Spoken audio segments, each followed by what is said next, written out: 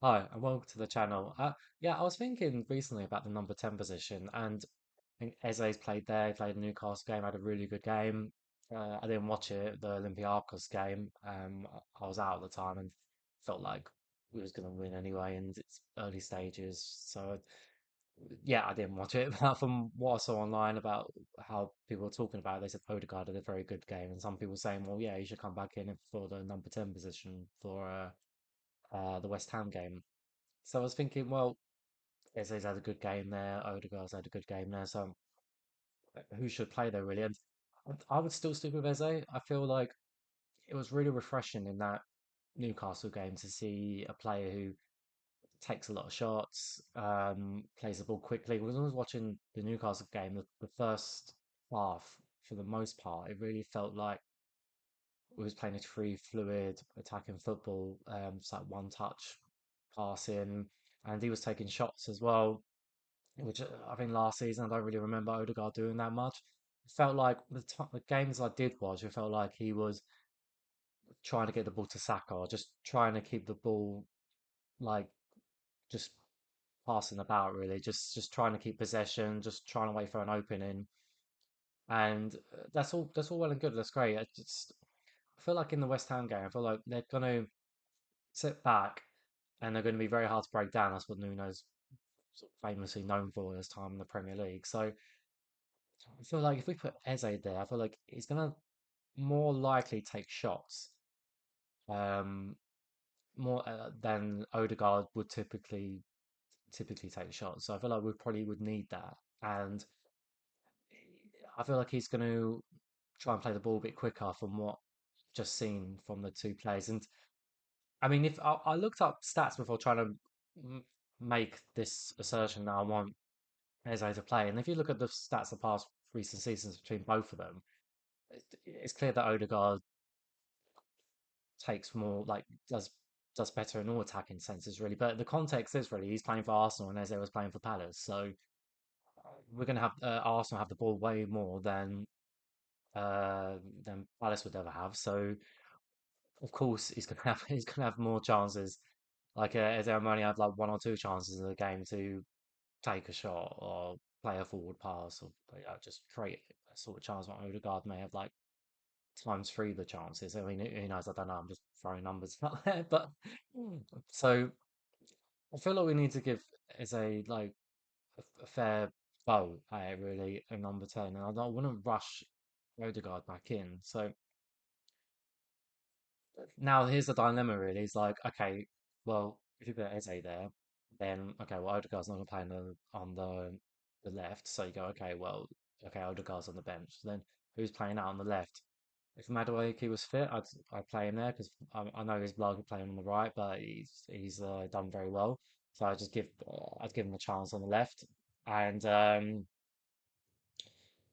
probably just I know it's a bit.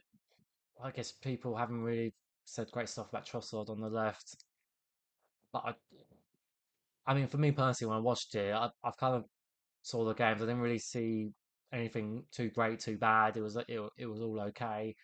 And I would look online and people would say, "Oh, he Trossard's had a bad game and stuff." I mean, just for me personally, I didn't really see it. But maybe I'm missing something. So I put Trossard on the left.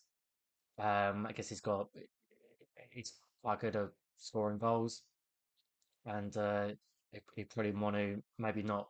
He probably try and get a bit closer to Gyökeres, so maybe it'll help Gyökeres get a goal as well.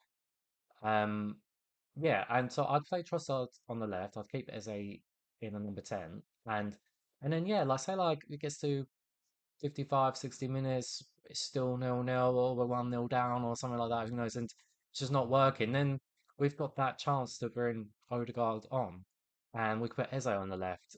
And then like Eze's on the left, that doesn't work, then we can bring on the super sub at the moment, Martinelli on the left. So I, I don't. That's the way I like it to go. Say like, oh, you get bring Ødegaard on, and maybe when West Ham are a bit more tired, then he may be able to find the passes that Eze's not finding, or like we don't need this quick play anymore. I mean, we just need someone who can just do a great sort of decisive through ball that Ødegaard might be able to do.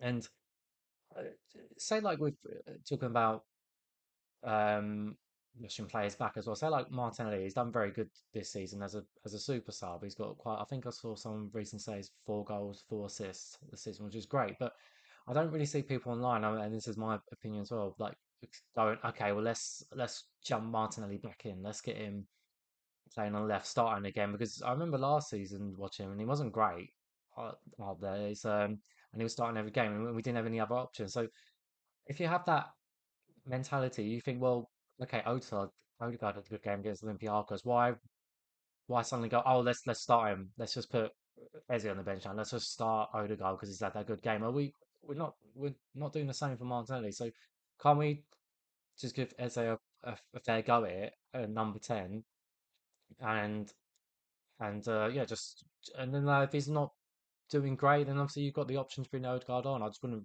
rush that change back. But or essentially, really, it'd be great for them to both be on the pitch. So yeah, maybe you could put Eze on the left and Odegaard on the 10. Well, I guess ultimately it's great to have these dilemmas now. To maybe in the past couple of seasons, because especially last year because of injuries,